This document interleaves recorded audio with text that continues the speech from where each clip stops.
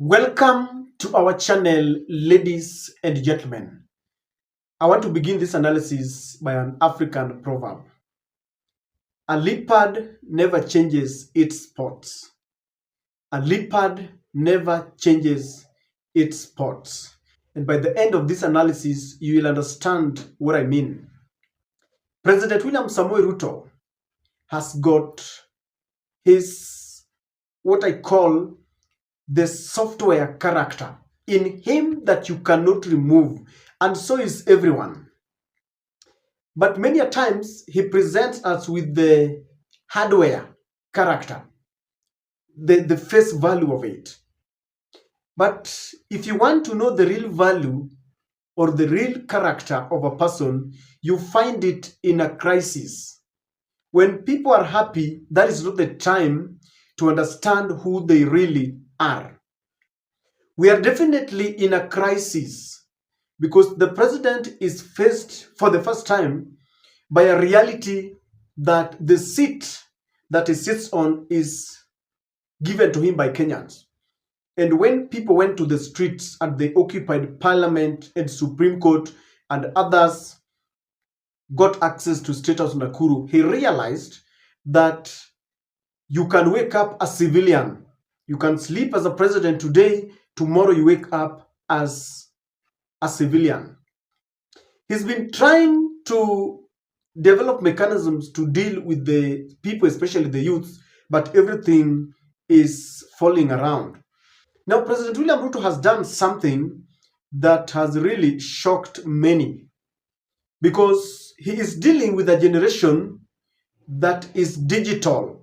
Many a times they are never physical. The way they coordinate is through social media. They are on Twitter and Facebook and Instagram and you name it. So they started engaging William Ruto, asking questions. When William Ruto posts something on Twitter, they would jam it and ask questions and criticize. And William Ruto decided to block many of them. One such person who has been blocked is Cyprian Nyakundu. He's a renowned blogger. Nyakundi is saying that President Ruto has blocked thousands of Kenyans on X, especially those who criticize him. If you don't tolerate his lies, you get blocked. Let him hold the space with his sycophants. I'll join a parallel space when he joins any space. Apparently, after the protest by youths, William Ruto came out as a person who had understood their predicaments. And he told them, I have heard you. He even decided to delay the Finance Bill 2024 that had brought jitters and was the main reason, the trigger why people went to the streets. And he told them, we can come and engage each other. Bring me your leaders. So when the youth told him, we do not have leaders and we don't want to engage you, we have given you our memorandum and what we want you to do, including dissolving your cabinet, those who are corrupt, including don't revive the chief administrative secretaries. So William Ruto decided to engage his daughter, Charlene Ruto, and they picked some, what many people call fake youth leaders, and is engaging them. And if there is one demeaning thing that William Ruto and his family has ever done, is unleashing the family on us at a time when we are in a crisis, and the youths have decided that we may listen to you if you show genuinity, if you're genuine. And Charlene Ruto organized a hurried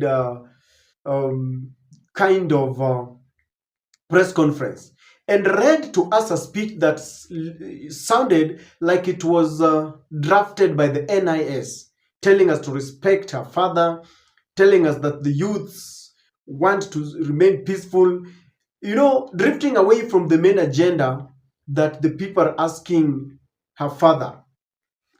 And Nyakundi has given us that picture there. William Ruto has blocked you.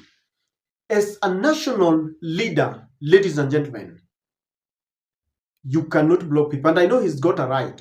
But when you pretend that you want to engage the youth, you want to engage a country on matters that are pertinent to the country, I think it is very wrong to even block people. And I want us to discuss this further. Kindly subscribe to our channel, ladies and gentlemen, if you're watching us for the first time, and click the notification bell to allow YouTube to notify you. Thank you for your continued support. Kindly give this video like so that it can be promoted by YouTube. I'm happy to report to you that the girl that we were supporting from Signolo Girls Secondary School, finally people came up, and we had a budget. We had a fee structure was reading 47,000 Kenya shillings. And as I speak to you, we have managed to get that amount within only 2 days. People came up, and people responded very positively, despite the fact that there are several fundraisers that are going on. I was really reluctant, and I was worried that we may not get this, because most of the fundraisers are about deaths and injuries. People have been maimed by the police on the streets, and I was like, will we manage? Because people are really overburdened. The same people who are contributing in other forums are the same people who came up. And I want to thank each and every person who came up with this 50, 30, 20, 100, 1,000, 500. You really you've changed the course of this this young girl. And I want to thank in a very special way 3 people whom I will not call their names. One person just sent 20,000. That is almost half of the figure. Then another person just gave 10,000. And when we were remaining with about 7,000, someone just called me and told me, Chando, I'm clearing the bill. And all the people who came up in this worthy cause, I want to thank you very much. I'm sending this money tomorrow. If at all you still want to send anything, it will go only to the pocket money and a few stuff that we need to buy for her. So, ladies and gentlemen, at a time when people are saying there is this quarrel that William Ruto has unleashed the family on us. If you look at Rachel Ruto, our first lady, a very humble lady, many people like her. She has presented herself as this prayer warrior. She's been trying to use the prayers to support William Samoei Ruto. When courts say we don't need to send our soldiers to Haiti, she says we want to pray for them. She's been trying. And with that, she's really pissed many people off, including parliamentarians. Yesterday, Halwale Boniface told off William Ruto that we don't need this position, the position of the first lady, second lady, and even the third lady, the wife to Musalia Mudavadi. And at the same time, Charlene Ruto had come up with an office of, I don't know, the daughter's president or what, I don't know, the first daughter, something. You see, when the president is there, then you are a daughter, you're the first daughter. When you are a son, you are the first son. When you are a wife, you're the first lady or something. And people have been crying. Paul Ruto came up and told us that he had abolished that office. Now, within a span of just less than 24 hours, when parliamentarians are crying foul about the money that is going to the offices of the first lady and the second lady, Charlene Ruto comes up and she wants to usurp a whole thing, this whole idea that she's now engaging youth. And you ask the real youth, the Gen Zs who are going on the streets, they will tell you, we do not have leaders and we don't want to engage William Ruto. We have told him. Now, even as we speak, William Ruto has nominated her daughter June to go and spy on the military. And there is disquiet there, if you ask them. William Ruto is presenting himself as a person who is open, who is democratic, who wants to listen to the youth. But that is just the hardware. The software is William Ruto is non-democratic and he does not want to engage any person. He only wants to engage those people who will be dancing to his tune, who will agree with everything and anything that he says. That is why when you get to his X handle and you ask hard questions and want to criticize, then you're no longer friends. He blocks you. William Ruto is really has detached himself from the people on the ground. That is why during an interview in State House, he was told about a 12-year-old boy who was riddled with bullets 8 times. 8 times you've been shot and you're 12 years old. And William Ruto asks that the boy is alive. If there is a moment that I felt very bad and I thought it was very humiliating for our president, he corroborated the fact that he's very inhumane. He has detached himself from the ground. He was asking, it was that moment when he was asking a 12-year-old boy who has been shot 8 times, asking journalists whether that person is still alive. So this manner of his abrasive politics, blocking people, shows you that he's very insensitive. He does not want to be engaged, and he has detached himself completely. There is no one to tell the king that he's naked, and that is why when you try telling him that you are naked, you are blocked immediately. It reminds me of a time when people were complaining about his members of the cabinet. Now, Mincha of Health, Ezekiel Machogu of Education.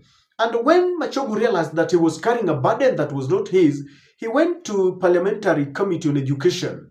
And he told them, I have many times written a letter to Treasury to release the capitation fee, and they have refused. And this is all because of William Ruto. It reminds us of many times when money is not flowing to the county, to the county level, and they have to beg for it. While he's speaking, he tells us that he wants to embrace, he wants to embrace devolution, and he supports devolution. Yet we know very well that he wants to intentionally deny deny counties money. Our president is very insensitive, is non-democratic, and that is why he's blocking people. If you get to his handle and you agree with him on everything, maybe he will. If you are not yet blocked, maybe you are not active, or you're not criticizing, or he's specified people he wants to block. Personally, I have to say that I have not been blocked, but he has blocked many Kenyans, which is very wrong. As the head of the nation, he should allow people to engage. Then why is he telling us that he wants to engage youth? What issues does he want to engage people about? When people try to ask questions, then he's blocking them. And that's why I'm telling you that a leopard can never change its spots. Even if William Ruto laughs and smiles and make resounding statements, his software, the inherent character, is that he does not want to engage people who disagree with him. If you don't read from the same page with him, you are an enemy. And to me, I think that is very wrong.